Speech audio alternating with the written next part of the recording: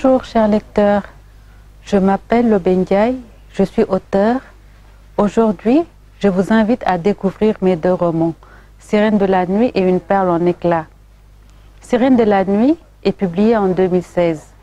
Il relate l'histoire d'Aminata, une jeune fille issue d'une classe sociale modeste dont la beauté est comparable à celle de Nefertiti, une déesse de la beauté qui tente de sortir de la misère sociale.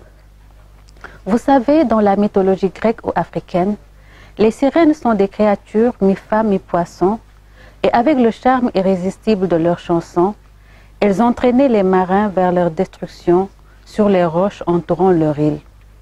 Étant donné que mon personnage vit dans le monde évanescent des sirènes de la nuit, avec Alaaji Fati, qui deviendra plus tard son époux, j'ai choisi le titre évocateur des sirènes de la nuit. Le rêve d'Aminata, mon personnage principal, est d'avoir une vie meilleure. Elle brave ses parents, entre dans un univers fait d'illusions, entraînée par un homme, Alaaji Fati, dont la vie rime avec le royaume évanescent des sirènes de la nuit. L'ouvrage aborde la quête de soi et de l'autre. Les relations entre les personnages sont intimement liées du point de vue familial, humain, psychologique et social. Le bonheur finira-t-il par triompher? Je vous laisse, chers lecteurs, découvrir la suite. Mon deuxième roman, Une perle en éclats, est publié un an après Sirène de la nuit, en 2017, par la librairie Harmattan de Dakar. J'ai eu l'honneur de le soumettre à d'imminentes personnalités du monde des lettres afin d'avoir des regards critiques littéraires sur les thèmes abordés. Il est préfacé par le professeur Amadouli de la Faculté des Lettres et Sciences Humaines de l'Université Cheikh Anta Diop.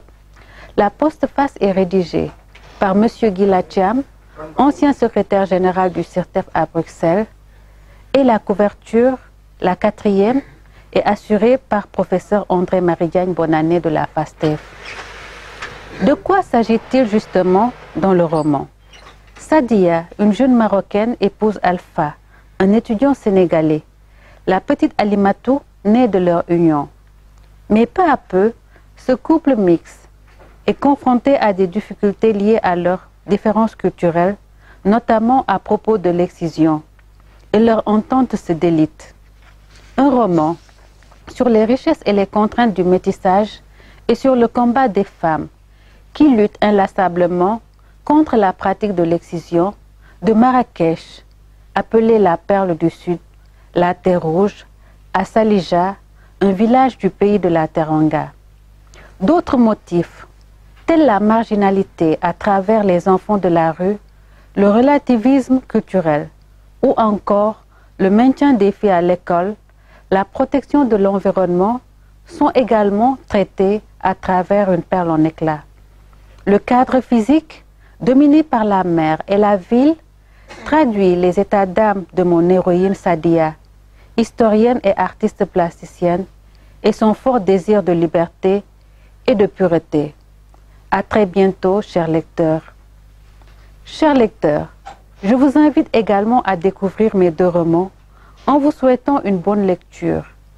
J'aimerais également partager avec vous vos impressions, vos sentiments et pourquoi pas avoir des séances de rencontres littéraires autour des thèmes abordés. Merci de votre attention. À très bientôt, j'espère.